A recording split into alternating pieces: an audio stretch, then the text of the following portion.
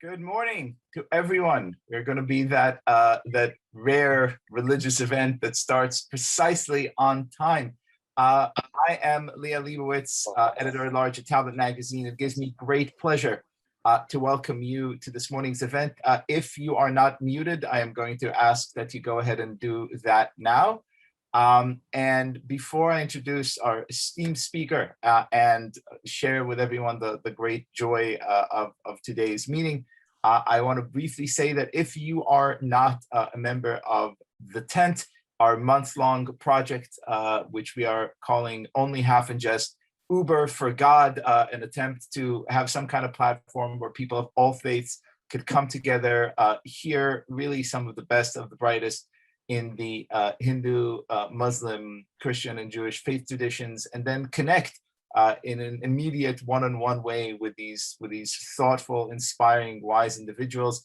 If you're not yet part of this experiment that still goes on for about half a month longer, kindly visit us in www.welcometothetent.com. Today we are here because we are on the cusp of the holy Muslim month of Ramadan, and I have the great honor of being joined by Chaplain Colonel Imam Dawud Agbere. Thank you so much, Imam Dawud, for being with us today. It's a pleasure, absolutely a pleasure. You're better dressed than anyone on this call. It's so much pleasure to see you in your fatigues. And we're here because we would like to learn about this celebration that begins tonight. So we won't take too much of your time. We're here for a brief morning learning session. But let me kick things off by asking, tell us, what is Ramadan? Ramadan. So the name Ramadan is actually the name of the 9th month of the Islamic lunar calendar. But it also coincides that Ramadan is the month in which Muslims are required, this is obligatory fasting, to fast for 29 to 30 days. Fasting, as we know, is one of the 5 fundamentals of Islam, what we call the 5 pillars. So because it's a pillar, it is a requirement that we fulfill it. So Ramadan also happens to be the month in which Muslims believe the Holy Quran began to be revealed to the Prophet Muhammad sallallahu alaihi wasallam. So this is a month where God has required Muslims to take some time to reflect on their spiritual state, if you will.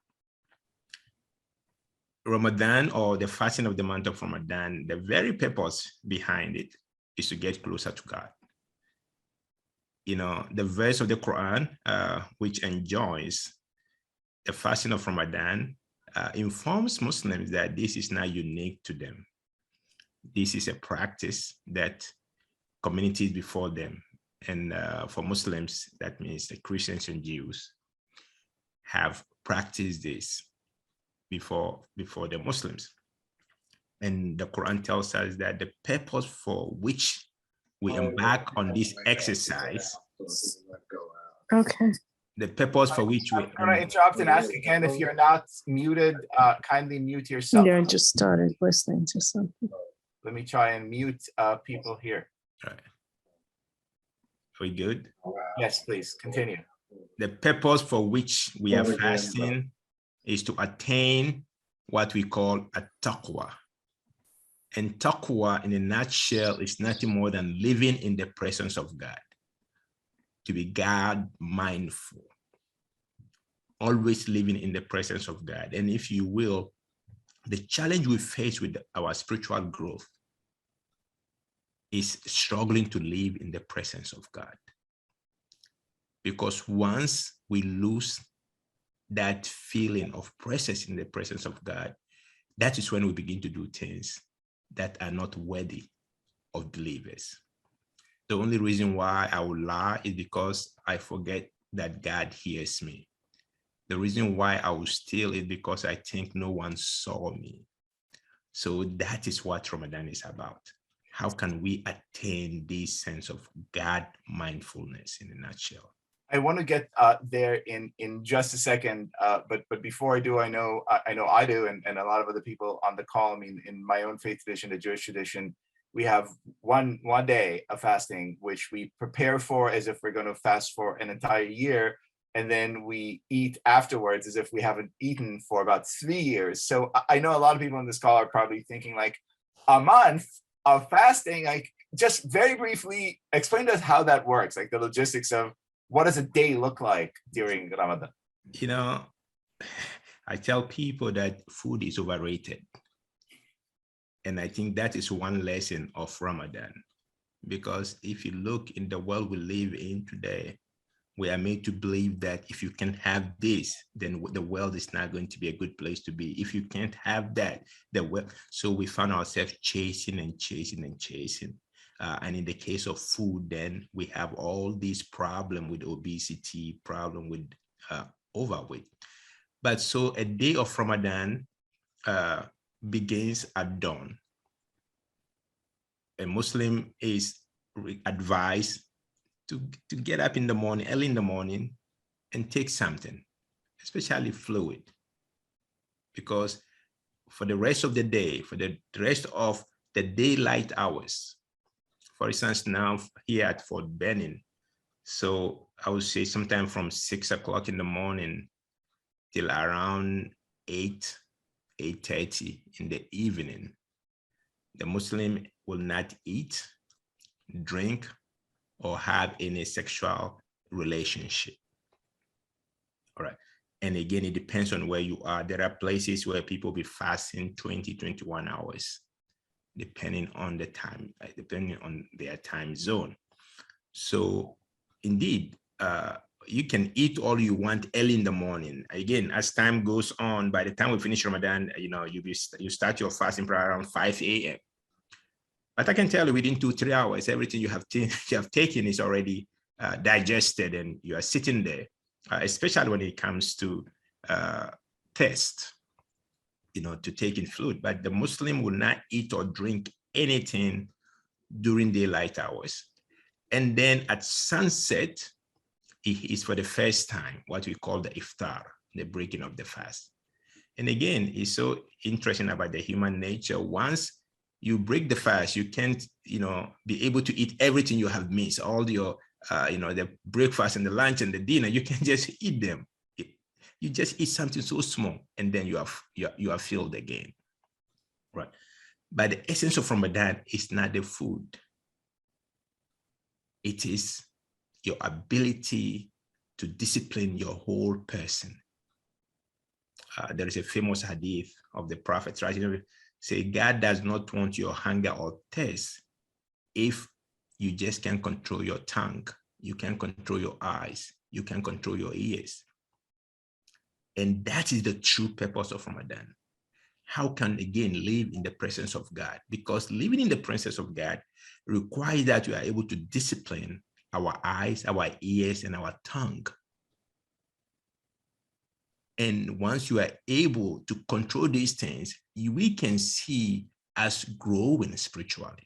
I find myself, because again, whilst Ramadan is the obligatory fasting, throughout the year, the Muslims fast many optional fasting. For instance, I fast every Monday and Thursdays. And I often find myself very conscious of my actions and statements when I'm fasting, because I really don't want my hunger and thirst, to go in vain. So I find myself really being very conscious. And if I can maintain the same discipline, even when I'm not fasting, I can feel that growth in spirituality.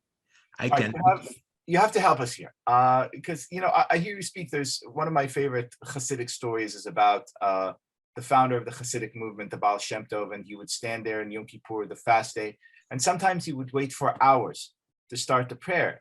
And people said, "What are you doing, man? Come on, get on with it. Like, just get with the prayer so we could get to the eating part." He said, No, I'm waiting, apropos taqwa, I'm waiting so my heart is directly attuned to God. Give us, this is so complicated and so kind of intricate, but tell us a little bit about how you do it, how you kind of harness this, not just the hunger and the thirst, but the entire kind of body, soul, spirit, mind, heart, to that moment of intense connection with God? That requires a sense of reflection. So the Quran tells us about God's signs, the sign of God. And what are these signs? One is the scripture itself. Because, you know, as we said, the Quran was first revealed in the month of Ramadan. So during Ramadan, Muslims make great effort to really connect to the Quran, to read the Quran. There are those who read cover to cover many times before the end of the month. During prayers, the evening prayers, the community try to read the whole Quran within the month, sometimes twice. But it is the reflection where you take the time to reflect on yourself, because God tells us that he will show us his signs in the horizon and in ourselves. In ourselves. So when you begin to meditate, when you begin to reflect on your actions, because I tell people, I like to look into the mirror so I'll see how young I grow every day. Okay, when I look into the mirror and I look at the person in the mirror and I ask myself, is this really me? Is the person in the mirror the same as the person looking into the mirror? And no one knows me better than myself. So when I begin to reflect on my life, because we say that the month of Ramadan is the month when you take stock of your actions throughout the year, because it's kind of like a boot camp when you reflect on the past year. Because Ramadan, it is a privilege. It is one opportunity in a year. Even now, as we are speaking about Ramadan, I'm looking forward to it. But whether I'll be alive when it finally sets in, only God knows. So every Ramadan should be the best Ramadan, because I am not guaranteed another opportunity to see the next Ramadan. Okay, so it's for me, it is a kind of boot camp when I take stock, I look back of the past year. What have I accomplished? Because at the end of this Ramadan, and then this is critical, you know, we tend to, especially when it comes to rituals, especially if you've grown all your life, going to the synagogue, going to the mosque, sometimes it becomes second nature, that it becomes so routine, and there's nothing so dangerous to our spiritual growth than the sense of routine. Okay, so every approach to these rituals must be very intentional, as something very new, something very different.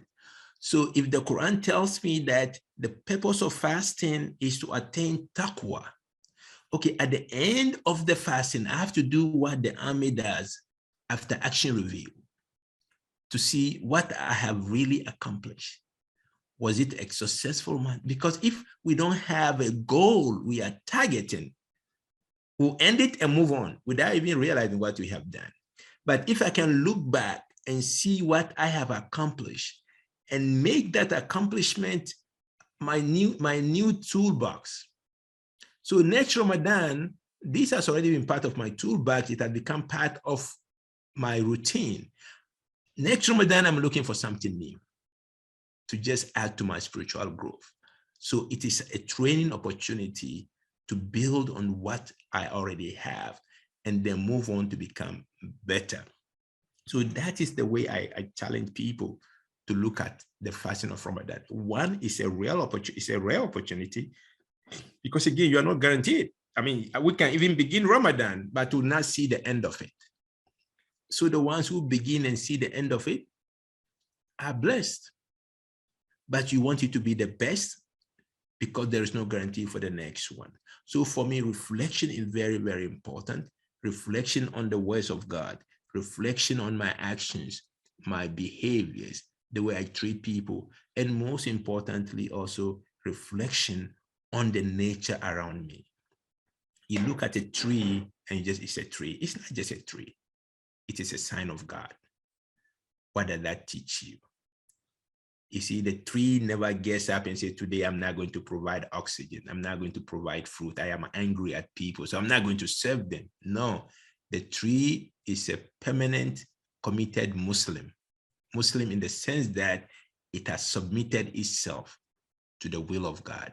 Whatever law God has designed in the tree fulfills them. And again, that the idea that the tree fulfills the laws of God reminds us of the story of Abraham, when God challenged him with certain things and he fulfilled them. When he fulfilled them, God said, Inni ja'iluka linnasi imama.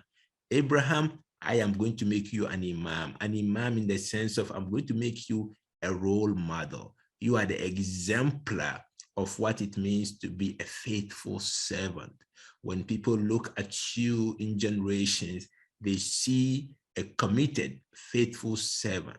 And it's so interesting at Abraham as a loving patriarch who loved that also in his descendants, in his progeny. He said, God, would you make imams in my progeny? God says, my covenant is not for the wrongdoers, which means if out of your progeny, those who stay the course, those who emulate what you do, I'll make them examples. I'll make them imam. Those who do not, they are not deserving of my covenant. I want to invite, I have two more questions for you before I ask them, one kind of brief, the other a little bit more kind of personal. I want to invite everyone listening to use the chat function to ask any questions about the Ramadan, Islam, anything else you have for Imam Dawud. But I want to invite you, Imam, to share with us maybe a personal memory of a Ramadan that was particularly meaningful to you, maybe as a younger soldier, maybe as a boy. Is there one kind of month or experience, personal experience that comes to mind that really sort of signifies your relationship with the holiday? It's so interesting. So I always have to look back at my childhood growing up. So in Muslim communities, you have kids the age of 5, 6, 7 beginning to fast, right? And we will go get up in the morning after you've eaten, then you go out and play soccer all day. And then the rest of the day, you are just useless. You just can't wait for that time to come. And during the day, again, we didn't have refrigerators where you save food. So in the course of the day, somebody gives you something, you save it. But by evening, you have gathered all of this food, only to realize you couldn't eat it. Even you just waiting for it. So for me, some of the best Ramadan have been when I'm deployed. In the midst of deployment, and you see all this carnage around you. And then you really reflect on your own life, the blessings that God has granted you. Because Ramadan is an expression of gratitude. As I said, food is overrated. There are a lot of people who going without food is not a choice. It is their state. But I voluntarily give up food as a sign of my relationship with God. But again, it reminds me, that is what Ramadan is special for me. It reminds me of how blessed I am, of how not to complain for the little that I don't have when I have so much to be grateful for. And ultimately, that is what really makes the difference. Am I grateful or ungrateful? So during Ramadan, I would like to look back on my journey. In the Quran, there is a beautiful verse talking about Solomon, that once when Solomon saw all the blessings that God has granted him, he said, "Hadha min fadli Rabbi." This is a favor of my Lord. Liyabluwani ashkur am akfur, to test me whether I will be grateful or ungrateful. And then the verse goes said, "He who that is grateful, is grateful for, is good for his own soul. But the one that is ungrateful know that God, as far as God is concerned, is needless of what we have. He's self-sufficient. God is self-sufficient. So Solomon, instead of to become arrogant and say, you know, because I'm great, I'm exceptional, I'm this, I'm that, he recognized that what he has is a blessing. Those who didn't have what he had, it's not because they were not, you know, they were less human. No, because God, out of his wisdom, grants his favor to whom he wills. So when I sit back and look at my childhood coming up, I went to school walking barefooted. You know, when in the US here, they say when a kid lives like a mile away, they have to have a bus to take them to school. You know, I laugh because I walked 5 miles to school, 5 miles back, and it was fun.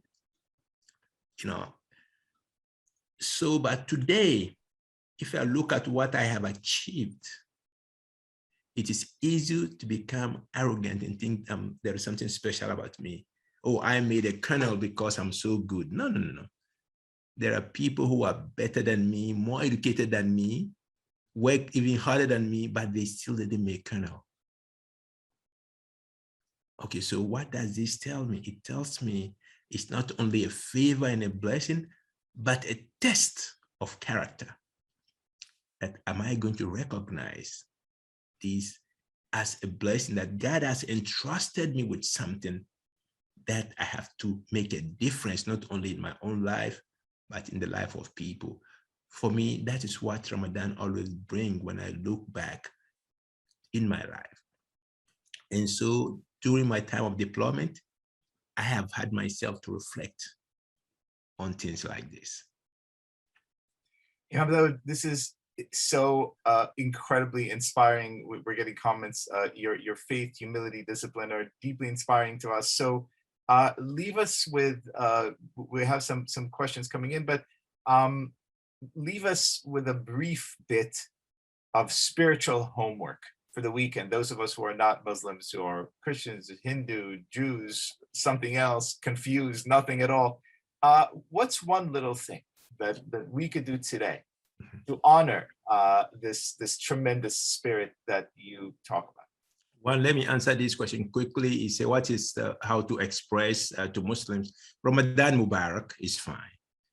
Ramadan Mubarak means blessed Ramadan. So when you see a Muslim, you say Ramadan Mubarak, they'll be fine. They'll be very happy and be grateful. So again, if I'm going to leave out with something again, is to ask ourselves, what can I do to live in the presence of God? Again, why I say that is because the reason why we derail often is the idea that no one sees me. I am so powerful. I can do this, I can do what I want. But whenever we are able to summon ourselves to live in the presence of God, it checks our arrogance. It checks our sense of power. And most importantly, it reminds us that we cannot escape with bad things. And so as we reflect on our relationship with God, we have to find a way to always have God in on our mind, because that is why the 5 daily prayers is nothing more than to keep God always fresh on our mind. Because if I just walk into prayers and come out and all of a sudden forget everything I just did in prayers, then there is something wrong with that prayers. So if we can summon God into our mind and always remind ourselves, when I come to a traffic light, I don't stop at the red light because the cop is watching me. I stop there because God requires me to stop there. It's a covenant because God wants me to contribute to order, not chaos. And by living in the presence of God, I will find myself not worrying about the cop. Right. So, and again, just think of how you cross the red light and now you begin to look into your rear view mirror, whether there is a cop around, whether you're, and now your blood pressure is good. You see, So when we live in the presence of God, it's not for the good of God, it's for our own good. The peace that that brings. Once I take something that is not mine, look at the how my conscience begins to trouble me. But once I remind myself that nobody is watching, but God is watching. And let me conclude. There is a very quick, there is a story of a scholar and his students. And he seemed to be very, closer to one student. And then there was a complaint about favoritism or things like that. So he summoned the students one day, gave each one of them a live chicken and said, I want you to go somewhere. Make sure no one can see you and slaughter the chicken and come back and explain to us how you were able to conceal yourself from people's eyes and slaughter the chicken. Every student went with their chicken. Later they came back. Everyone has slaughtered their chicken but one student. He will ask he asked the student, how did you slaughter it? And they will explain how they were sure that nobody saw them. But this one student who still had the live chicken said, why didn't you slaughter a chicken? He said, Sheikh, I have been to places. Anytime I'm about to slaughter it, then I realize God is watching me. So I couldn't find anywhere where I could be by myself. Then the sheikh says, okay, that is the true student. So whatever he's reading, he's studying, he's not just going through the books, but the books are also going through him. So that is the essence of Ramadan. That is the essence of fasting, that you live in the presence of God. I want to thank everyone who joined us this morning and remind you again that if you're not part of our month-long tent experiment, and I'm sure that if you've been listening like me, or you're so deeply moved, you can find more from Imam Dawud and other inspiring members of the clergy on welcometothetent.com.